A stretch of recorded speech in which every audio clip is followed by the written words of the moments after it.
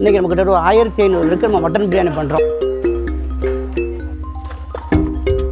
Mutton biryani பண்ணா main matter டீலாம் பாருங்க, அதுக்குள்ளே நல்லா அந்த மசாலா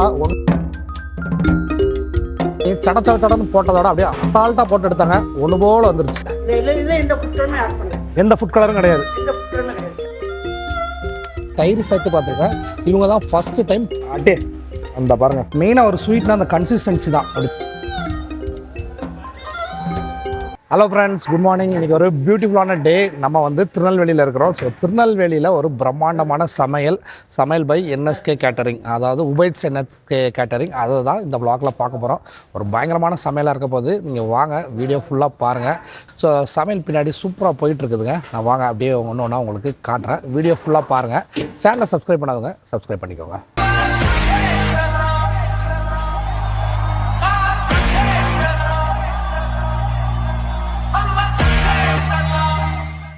பிரியாணிக்கு தேவையான இங்கே பாருங்கள், உப்பு, தயிர், அப்புறம் மல்லி, புதினா, இது எல்லாமே ஆல்ரெடியே பிரிச்சே வச்சுருக்காங்க பாருங்கள். அதே நேரத்தில் வத்தத்தூள்லாம் பாருங்கள், வத்தத்தூள் இதிலே வந்து இஞ்சி பூண்டு பேஸ்ட்டு இது எல்லாம் போட்டு வச்சுருக்காங்க. மட்டன் பாருங்கள், ரெடியாக வாஷ் பண்ணி சூப்பராக கிடக்குது. பேரலாக பார்த்தீங்கன்னா அரிசிலாம் நல்லா வாஷ் பண்ணி தண்ணி வடியாக வச்சுருக்காங்கங்க. கறி பீஸ்லாம் பாருங்களேன், பிரியாணிக்கு வந்து நல்லா பிரியாணிக்கு ஏற்ற மாதிரி வெட்டி அதை வந்து நல்லா தெளிவாக வாஷ் பண்ணி சூப்பராக வச்சுருக்காங்க பாருங்க. நல்லா தண்ணி வடிகிற மாதிரி பாத்திரம் தாங்க இவங்ககிட்ட.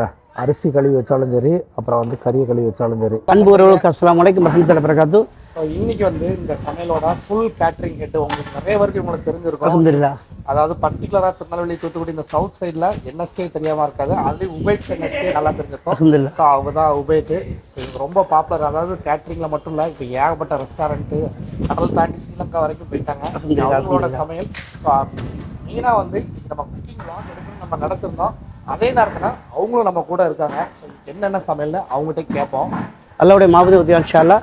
இன்றைக்கி நம்மக்கிட்ட ஒரு 1500 இருக்குது. நம்ம மட்டன் பிரியாணி பண்ணுறோம். 1 கிலோ அரிசி 1.5 கிலோ மட்டன் போட்டு மட்டன் பிரியாணி பண்ணுறோம். நம்ம அன்னாச்சி பழமும் மாமனும் சேர்த்து ஒரு ஸ்வீட் ஒன்று வைக்கிறோம். அப்புறம் வெங்காய சம்பல், தால்ச்சா. திருநெல்வேலியில் வந்து எல்லாருமே எல்லா கேட்டரிங்குமே வந்து சிக்கன் 65 அது பெப்பர் சிக்கன் தான் வைப்பாங்க. ஸோ நாங்கள் அதையும் தாண்டி எல்லா மக்களுக்குமே எல்லாருமே விரும்பக்கூடிய மாதிரி Alfaham, barbecue, tandoori, fried chicken எல்லாமே வித்தியாசமாக கொடுக்குறோம் இன்ஷா அல்லாஹ். இங்கே நேரடியாக டைரெக்டாக குக் பண்ண போகிறோம் இன்ஷா அல்லாஹ். சரிங்களா? இதில் ஒரு பெரிய பியூட்டி என்ன கேட்டால், நாங்கள் வந்து ஃபைனல் நாங்கள் வந்து ஒரு கடைநடுவில் ஒரு ஃபங்க்ஷனில் வந்து கிட்டத்தட்ட ஒரு 1800 கோடி அல்ஃபாம் பண்ணி கொடுத்தோம் இன்ஷா அல்லாஹ். அதே பெரிய ஒரு ரெக்கார்டு. அஸ்ஸலாமு அலைக்கும் வரஹ்மத்துல்லாஹி வபரகாத்துஹு. சமையல் ஆரம்பிச்சிடலாமா? ஆரம்பிச்சிடலாம். அல்ஹம்துலில்லாஹ். இப்போ பார்த்தீங்கன்னா அடுப்பெல்லாம் நல்லா வந்து தீலாம் மூட்டி நல்லா சூடு வந்ததுக்கப்புறம் தான் பேக்ஸாக தூக்கி வச்சாங்க பாருங்க. அதனால் உள்ளே வந்து இருக்கிற அந்த மசாலா ஜாமான்கள், திருப்பி வந்து எண்ணெய், அதெல்லாம் வந்து சூப்பராக கொதி வந்துட்டு, நெய் எல்லாமே இதில் ஃபஸ்ட்டே சேர்த்துருப்பாங்க.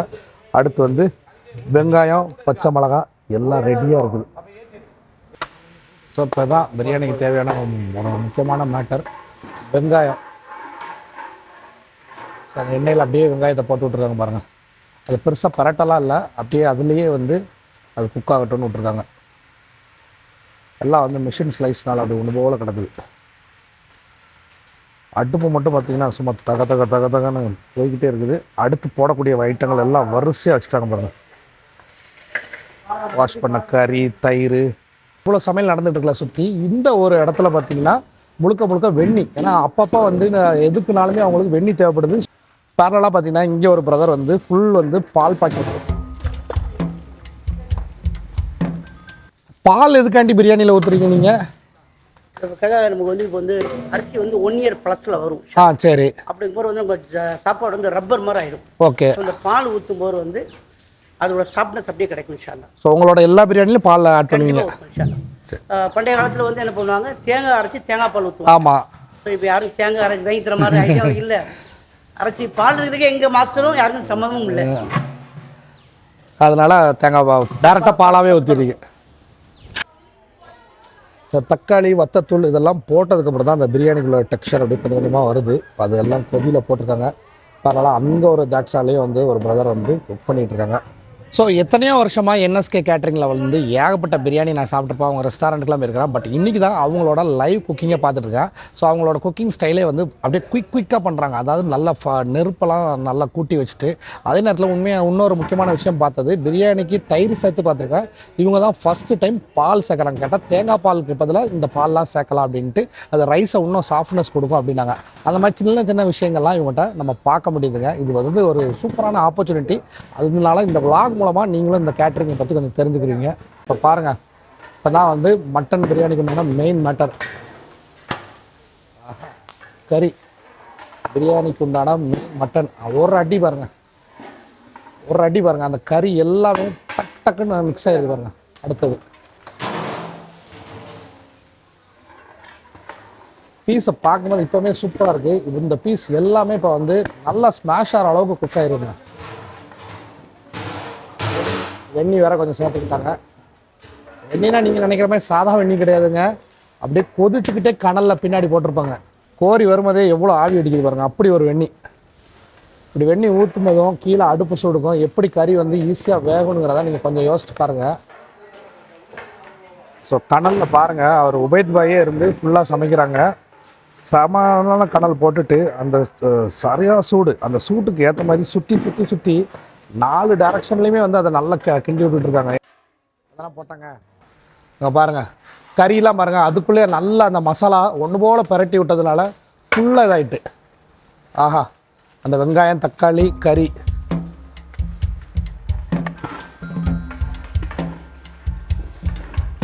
ஸோ இந்த சைடு ஒரு தாக்ஸாவில் பயங்கரமான ஒரு குக்கிங் போயிட்டு இருக்குது. அடுத்து 2வது தாக்ஸா இங்கே, இதுலேயும் கறியெல்லாம் போட்டாச்சு.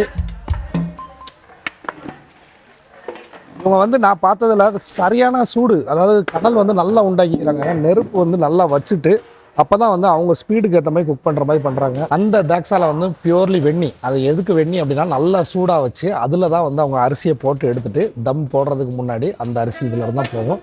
ஸோ அதனால் அதில் வந்து பேரலாக வந்து எப்போவுமே வந்து ஒரு பிரதர் வந்து தண்ணியை ஃபில் பண்ணவும் அதில் வந்து வெண்ணி ரெடி பண்ணுறதுக்குமே தான் அந்த தாக்ஸா யூஸ் பண்ணிக்கிட்டே இருக்கிறாங்க. ஸோ இப்போ பார்த்தீங்கன்னா வெண்ணி அந்த நல்லா கொதிக்கிற தண்ணியில் வெறும் உப்பு மட்டும் போட்டு வச்சுருந்தாங்கல்ல, இப்போ வந்து அரிசி தட்டுறாங்க பாருங்கள். சரியான சூடான வெண்ணிங்க. இப்போ வந்து அரிசி தட்டிட்டாங்க. ஸோ இந்த அரிசியை தான் யூஸ்வலாக வந்து தம் போடுறதுக்கு எடுப்பாங்க. நல்லா வாஷ் பண்ண basmati rice.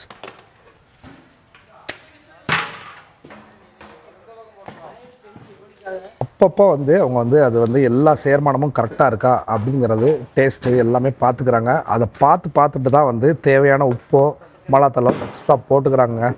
So NSK biryani வந்து தெரியாதவங்க இருக்க மாட்டாங்க. பட் நான் இன்றைக்கி தான் அவங்களோட சமையலை நேரில் பார்க்குறேன். பட் ரொம்ப மெனக்கிட்டு பண்ணுறாங்க, பார்த்து பண்ணுறாங்கங்க.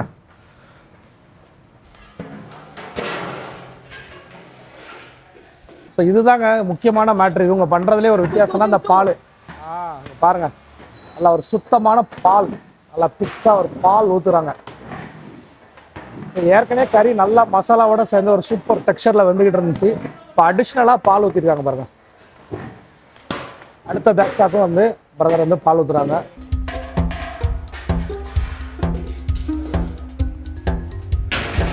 அட்டே அந்த பாருங்கள், ஒரு பக்கம் வந்து பிரியாணிக்கு வேலை எப்படி பரபரப்பாக போயிட்டு இருக்குதோ, அதே நேரத்தில் வந்து இங்கே வந்து சிக்கன் வந்து அல்ஃபாம் சிக்கன் பண்ணுறதுக்கு கொடுத்துக்கிட்டு இருக்காங்க. நல்லா மேரினேட் பண்ண சிக்கன் வந்து வச்சுருக்குறாங்க உள்ள. அதை ஃபுல்லாக வந்து இப்போமே வந்து கம்பியில் கொறுக்க ஆரம்பிச்சிட்டாங்க. இதுதான் வந்து நம்ம தந்தூரி போடுறதுக்கு உண்டான பாக்ஸ் பாருங்கள். அந்த மாதிரிலாம் இவங்க ரெடி பண்ணி வச்சுருக்குறாங்க. இது எல்லாமே இவங்களோட இதுதான். ஸோ பேரலாக இதுக்கு வந்து கனல் உண்டாக்குறதுக்கு இங்கே பாருங்கள், இதோ வாஷிங் மிஷின் மாதிரி இருக்குன்னு நினச்சிடாதீங்க. இதுக்குள்ளே தான் வந்து அவங்க கனல் ரெடி பண்ணி வச்சுருக்குறாங்க. ஸோ இப்போதைக்கு பார்த்திங்கன்னா நல்லா மேரினேட் பண்ண சிக்கன் அப்படியே ஒன்று போல் இருக்குது பாருங்கள். செம்ம பீஸாக இருக்குது. எல்லாமே நல்லா 10 பீஸாக போட்டு கொடுத்துக்கிட்டு இருக்கிறாங்க. வணக்கம். இது நம்ம அல்ஃபாம் சிக்கன். இதில் வந்து நம்ம வந்து எந்த ஒரு ஃபுட் கலருமே நம்ம சேர்க்கலை. அப்புறம் அஜினமோட்டோ கூட நம்ம எதுவுமே சேர்க்கலை. இதில் ஒன்லி இஞ்சி பூண்டு பேஸ்ட்டு, கரம் மசாலா, இப்போ பச்சை காரத்துக்கு வந்து பச்சை மிளகா மட்டும் தான் யூஸ் பண்ணுறோம். மல்லி, புதினா இது மட்டும் தான் பண்ணுறோம். இது இல்லாமல் இதில் வந்து இது முந்திரி பருப்பு நம்ம சேர்க்குறோம். முந்திரி பருப்பு சேர்க்கறனால இது ஃபேவரட் கொஞ்சம் சூப்பர் வித்தியாசமாக இருக்கும், நல்லா இருக்கும். இன்ஷா அல்லாஹ் இதெல்லாம் முழுக்க நீங்களே எல்லா மசாலாவும் ரெடி பண்ணுறோம்? ஆமாம், நம்ம ரெடி பண்ணுறது. இன்ஷா அல்லாஹ் தனிப்பட்ட மசாலா எதுவுமே கிடையாது. இப்போ எங்களோட என்ன ஸ்பெஷலாக வந்து என்ன பண்ணுறாங்க, இதுக்கு முன்னாடி வந்து சிக்கன் 65 தான் அதிகமான போட்டுக்கிட்டு இருந்தாங்க. இப்போ என்ன பண்ணுறாங்க, அல்ஃபாம், தந்தூரி, பார்பிக்யூ, அப்புறம் வந்து ஃப்ரைட் சிக்கன் இருக்குல்ல, ஃப்ரைட் சிக்கன் பாப்கார்ன்லாம் நிறைய பண்ணுறோம். அப்புறம் கோல்டன் ஃப்ரான்ஸ் சொல்லிட்டு ஒரு புதுமையான ஐட்டம் ஒன்று கொடுக்குறோம் இன்ஷால்லா. இது கிட்ட ஒரு 500 வரைக்கும் 600 வரைக்கும் பஃபேக்கு வந்து நம்ம கிட்ட ஒரு 300-400 மெனு கூட நம்ம கொடுக்கலாம். அந்தளவுக்கு நம்மளுடைய எல்லா ஃபெசிலிட்டியுமே நம்மகிட்ட இருக்குது இன்ஷால்லா. ஸோ என்எஸ்கே கேட்டரிங்கில் எப்போவுமே எல்லாமே ஸ்பீடாக பண்ணுவாங்கன்னு கேள்விப்பட்டிருக்கேன். ஆனால் நான் இன்றைக்கி தான் பார்க்குறேன். இப்போ கொஞ்ச நேரத்துக்கு முன்னாடி தான் இந்த கம்பிலாம் கொறுக்க ஆரம்பித்தாங்க. அதுக்குள்ளே பார்த்திங்கன்னா இது வந்து ஒரு தனிப்பட்ட ஸ்டால் மாதிரி வச்சுருக்காங்க. இதெல்லாம் வந்து இவங்களோட ஒரு தனி செட்டப். அதாவது பார்பிக்யூ, தந்தூரி, அல்ஃபாம். இன்றைக்கி நம்ம போடுறது வந்து அல்ஃபாம். அதுக்கு வந்து சுற்றி வந்து ஒரு செட்டப் பண்ணி வரிசையாக அவனை கொஞ்சம் நேரத்தில் இந்த இடமே மூடிடும்னு நினைக்கிறேன். அந்த அளவுக்கு ஒன்று போல் பொறுத்துக்கிட்டே இருக்கிறாங்க. காக்கா நீங்கள் மொத்தம் எத்தனை கம்பி யூஸ் பண்ணுறீங்க? இன்னைக்கு வந்து 150 கம்பி யூஸ் 150. ஒரு கம்பிக்கு எத்தனை பீஸ் வருது? 4 பீஸ் ஒரு கோழி. 4 பீஸ், அதான் ஒரு கோழிக்கு ஒரு கம்பி. இதை வந்து குக் பண்ணதுக்கப்புறம் 8ஆ கட் பண்ணி கொடுத்துருங்க. 8ஆ கட் பண்ணி கொடுத்துருவீங்க. பெருசியாங்க நல்லா நீளமாக இப்போமே எஞ்சி நிற்கி தம் உடைக்கும் போது பார்ப்போம் என்ன லெவலில் இருக்குன்ட்டு. இதை காட்டுறாங்க பாருங்கள். நல்ல நீளம்ண்ணா. ஸோ நல்லா வெந்நியில் போட்ட அரிசி எடுத்தாச்சுங்க.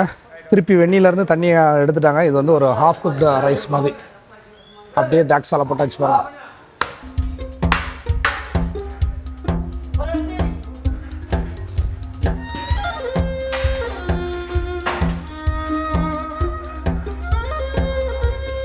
வேலை பார்த்தீங்கன்னா டக்கு டக்கு டக்கு டக்கு நடக்குது. இப்போ தான் வெந்நியில் போட்டு எடுத்தாங்க. அதுக்குள்ளே பாருங்கள் அப்படியே இப்போ வந்து தம்முக்கு செட் பண்ணிடுவாங்க பாருங்கள். அவ்வளோதான்.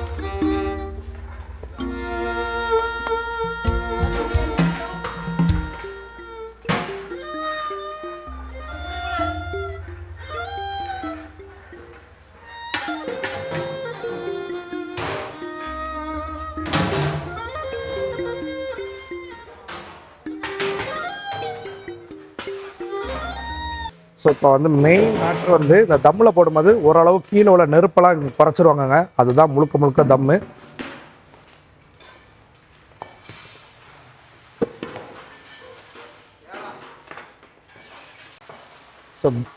ஸோ பிரியாணிக்கு தம்முங்கிறதே வந்து மெயினாக டைமிங்ஸ் தாங்க. அந்த டைமிங்ஸ்னால டக்கு டக்கு டக்குன்னு வேலை. அதாவது கீழே வந்து நெருப்பை குறைச்சிட்டு மேலே அந்த கனலை எடுத்து போடுறாங்க பாருங்க. ஸோ ஒரு 2-3 நிமிஷத்தில் பார்த்தீங்கன்னா 2 பேக்ஸாக்கு டக்கு டக்கு டக்குன்னு தம்மை வச்சுட்டாங்க பாருங்க. ஸோ நம்ம இப்போ வந்து முக்கியமான இடத்துக்கு வந்துட்டோங்க. அதாவது இந்த இவ்வளோ நேரம் தம்மில் கடந்த பிரியாணி தம் உடைக்க போகிறாங்க. பிரியாணி குக்கிங்னாலே அந்த தம் உடைக்கிற ஷார்ட்ஸ் தாங்க. பார்த்துக்கிட்டே இருங்க. சேனலை சப்ஸ்கிரைப் பண்ணிக்கோங்க. அங்கே பாருங்கள் அப்படியே தூக்கிட்டாங்க. உள்ள பாருங்கள் அந்த அரிசிலாம் அப்படியே விரைச்சி நிற்கும் பாருங்கள் இந்த தம்மில் கடந்தது. இப்போ போய் தண்டனே கலவரி விடுறாங்க பாருங்க. ஆஹா, நம்ம போட்டதோட அரிசி நல்லா நீண்டுருச்சுன்னா அப்படியே ஒன்று போல் வரும் பாருங்களேன். இப்போ அவங்க எடுத்து போடும்போதே எனக்கு இங்கே பார்க்க முடியுது, காட்டுறேன் உங்களுக்கு. அப்படியே ஆவி பறக்க அந்த பீஸ்லாம் பாருங்கள். இந்த டெக்ஸ்சர் தான் மெயின். அந்த பிரியாணிக்குண்டான டெக்ஸ்சரு, அடுத்த அரிசியோட நீளம் சூப்பராக இருந்துருங்க. ஆனால் மெயினாக வந்து இவங்க வந்து பிரியாணி சடன்னு போட்டதோட அப்படியே அசால்ட்டாக போட்டு எடுத்தாங்க. ஒன்று போல் வந்துருச்சு. நல்லா தூக்கி போடுங்க ஒரு தடவை. பாருங்கள் அது ஃப்ரீயாக வருது பாருங்களேன். இந்த ஃப்ரீயாக வரணும் அந்த பிரியாணி. அந்த மட்டன் பீஸுக்கு கலர்லாம் பாருங்கள். ஒரு மட்டன் பிரியாணி எப்படி இருக்கணுமோ அந்த மாதிரி இருக்குது. எந்த ஃபுட் கலரும் கிடையாது. இயற்கையிலே மசாலாவில் என்ன கலர் வருதோ அதான். பார்த்தீங்கன்னா ஒரு சுத்தமான புது துணியை நல்லா லைட்டாக நினச்சி எடுத்துகிட்டு வந்து இப்போ க்ளோஸ் பண்ணிடுவாங்க. ஸோ தம்மை உடச்சிட்டிங்கன்னா இப்படி போட்டு வச்சுருவீங்க. இனி வந்து நம்ம பிளேட் அடிக்கும் போது தான். ஆமாம், இனி நம்ம உடைக்கிற வரைக்கும் இது இப்படியே தான் வச்சுக்கிறீங்க. அவங்க தம்மை உடச்சி அப்படியே 4 பக்கமும் கிளறி விடும்போது அப்படியே அந்த பிரியாணியோட ஃப்ளேவர் எப்படி வருது தெரியுமா? ஆஹா,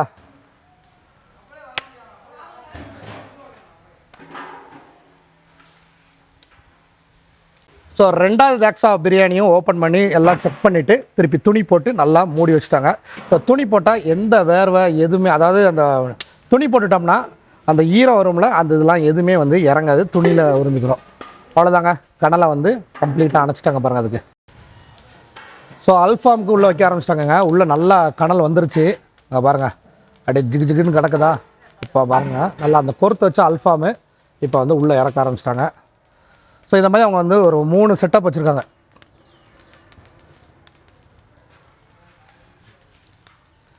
ஒரு இதுக்கு எத்தனை இது உள்ளே போடலாம்னா எத்தனை கம்பி உள்ளே போடலாம்? 10 கம்பி போட்டுடலாமா? ஸோ அட் அ டைமில் வந்து இவங்களால் 10 கம்பி போட முடியுதுங்க.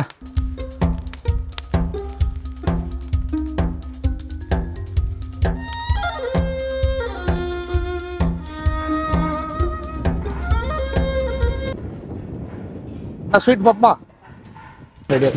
ஸோ இன்றைக்கி வந்து பிரியாணிக்கு ஒரு சூப்பராக பார்க்க கலர்ஃபுல்லாக இருக்குது இந்த ஸ்வீட்டு. இது என்ன ஸ்வீட் இன்னைக்கு? மாம்பழம் சேர்த்து மில்க் ஸ்வீட் மாதிரி ஒன்று ரெடி பண்ணியிருக்கோம். வித்தியாசமாக இருக்கும் சார். ஏன்னா சீசனத்தில் மட்டும் தான் இது பண்ண முடியும். மாம்பழம் கிடைக்கிறதுனால சீசனத்தில் கண்டிப்பாக அவங்க அன்னாச்சி பழம் மாம்பழம்னு சொல்லும் போதே வந்து நமக்கு கண்டிப்பாக சாப்பிட்டு பார்க்கணுன்னு தோணுது. அதுலேயும் மேலே நல்லா டூட்டி ஃப்ரூட்டிலாம் போட்டு சூப்பராக வச்சுருக்காங்க பாருங்கள். ஸ்வீட் பாருங்கள், மெயினாக ஒரு ஸ்வீட்னா அந்த கன்சிஸ்டன்சி தான். அப்படி தொட்டு பார்த்தாலே அந்த பதம் தெரியும். பிஸ்மில்லாஹ். நல்லா அந்த பைனாப்பிளோட புளிப்பு, மேங்கோவோட அந்த ஃப்ளேவர். அது போக இதில் கோவா எதுவும் போடுவீங்களா? எதுவுமே கிடையாது, சீனி மட்டும் தான். சீனி மட்டும் சீனி. அப்புறம் வந்து டைட்னஸ்க்காக வந்து இது பிரெட் கேன் போடுவோம். Bread can. மற்றபடி பால் உண்டா அதுக்கு? எதுவுமே கிடையாது. நல்லா ஒரு மில்க் ஃப்ளேவரோடு இருக்கிற மாதிரி இருக்கு. சூப்பரான ஸ்வீட்டுங்க. யூஸ்வலாக நம்ம வந்து தனியாக பைனாப்பிள் ஜாம் அந்த மாதிரி சாப்பிட்ருப்போம். இது மேங்கோ எல்லாம் சேர்த்தனால அந்த ஃப்ளேவர் தான் சூப்பராக இருக்குது. ஸோ சிஸ்டர்ஸ் எல்லாருமே இங்கே வந்து ஹாப்பியாக ஹெல்ப் பண்ணிக்கிட்டு இருக்கிறாங்க. Hello sisters. தேங்க்ஸ்க்கா, தேங்க்யூ. கிட்டத்தட்ட ஒரு 60-70% வந்துட்டு சரிங்களா. திருப்பி ரயிலுக்கு போகும்போது திருப்பி 30% குக் பண்ணி பட்டர் தடவி கட் பண்ணி அப்போ வந்து பட்டர் தடவி போட்டு விட்ருங்க. வேறு அதுக்கு மேலே எந்த மசாலா எதுவும் கிடையாது. பாருங்களேன், டக்குன்னு தான் நான் சொன்னேன்ல, என்எஸ்கேல வேலை மட்டும் செம ஸ்பீடாக நடக்குது. அதுக்குள்ளே வந்து கனலில் போட்டு ஒரு 70%க்கு வந்து குக் பண்ணி எடுத்துட்டாங்க. பாருங்கள், அந்த கலரே வந்து நல்லா அந்த அந்த சுட்ட ஒரு இது வந்துருச்சு பாருங்கள். வேறெல்லாம் பின்னாடி வந்து பிரதர்ஸ் வச்சுக்கிட்டே தான் இருக்கிறாங்க. ஸோ இனி வந்து அவங்க சப்ளை பண்ணும்போது தான் இன்னும் வந்து ஃபுல்லாக குக் பண்ணி கொஞ்சம் எக்ஸ்ட்ரா பட்டர் போட்டு அனுப்பிடுவாங்க. ஸோ பிரியாணி குக்கிங் வந்து ஒரு லெவலில் போயிட்டு இருந்துச்சு. இப்போ வந்து தம்மெல்லாம் உடைக்கிற ஸ்டேஜுக்கு வந்ததுனால இப்போ வந்து full and full Alfaham cooking தான் வந்து ஃபுல் ஸ்பீடாக போயிட்டு இருக்குதுங்க. பார்த்திங்களா, வரிசையாக போட்ட கம்பி எல்லாமே இப்போ வந்து நல்லா குக்காய் எடுக்க ஆரம்பிக்கிற ஸ்டேஜுக்கு வந்துருச்சு. ஸோ அடுத்து பிளேட் அடிக்கிறதா. ஸோ வீடியோ ஃபுல்லாக பாருங்கள். சேனலை சப்ஸ்கிரைப் பண்ணாதவங்க சப்ஸ்கிரைப் பண்ணிக்கோங்க. ஸோ வெங்காய சப்பல் சூப்பராக பாருங்கள். அடுத்து பார்த்தீங்கன்னா வந்து வரிசையாக பிரியாணி வரிசை வச்சுருக்குங்களா. இது ஒன்றா ஓப்பன் பண்ணி அடுத்து வந்து பிளேட் போடுறதா வேலைங்க. ஸோ வந்து பந்தி ரெடியாக போகுதுங்க. ஸோ ஃபஸ்ட்டு வந்து பிரியாணியில் தம் உடச்சி அது எல்லாமே பிளேட் போட ஆரம்பிச்சாங்க. ஆல்ரெடி வந்து எல்லாருமே வந்து ரெடியாக உட்காந்து வச்சு காட்டுற அப்படியே நமக்கு இங்கே நிற்கிறவங்களுக்கு தாங்க இந்த சத்தம், அப்புறம் வந்து இந்த ஃபீல், அதாவது டேஸ்ட் ஆஃப் ஃபுட்டோட ஃபீலு. பாருங்கள் மட்டன்லாம் எப்படி குக்காக இருக்குது அப்படியே பாருங்கள். சடன்னு பிளேட் அடித்து போயிட்டே இருக்கும். ஒரு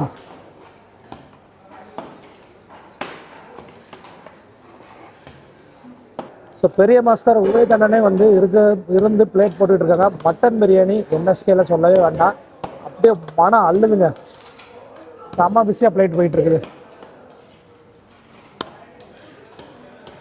ஸோ இப்போ இப்படி தான் பிளேட் போட்டு பந்திக்கு போவோம். இந்த மாதிரி தான் வந்து வரிசையாக எல்லா பேக்ஸாகவும் இது பண்ணுவாங்க. சுட பிரியாணிங்க. இந்த சூடெல்லாம் வந்து இவங்களால மட்டும் தான் ஹேண்டில் பண்ண முடியும். ஏன்னா அவங்களுக்கு வந்து பழக்கம் கரெக்டாக வைப்பாங்கங்க. பீஸு அதுக்கப்புறம் ரைஸு, அது எப்படி தான் பீஸை கரெக்டாக எடுப்பாங்க. அந்த மாதிரி எல்லாருக்குமே வந்து நல்ல பீஸும் வந்துடும். ஒன்று போல் ரைஸ். இங்கே பாருங்கள், அடித்து பிளேட் அப்படியே பறந்துக்கிட்டே இருக்கும் பாருங்கள். இங்கே இருந்து பாருங்கள்.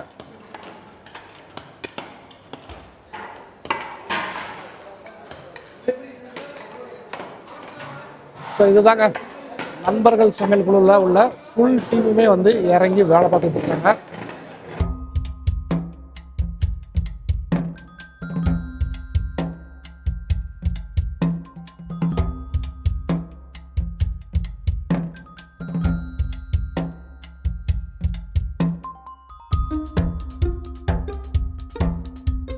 பிரியாணி பிளேட்டு போடுறதே ஒரு கலை தாங்க.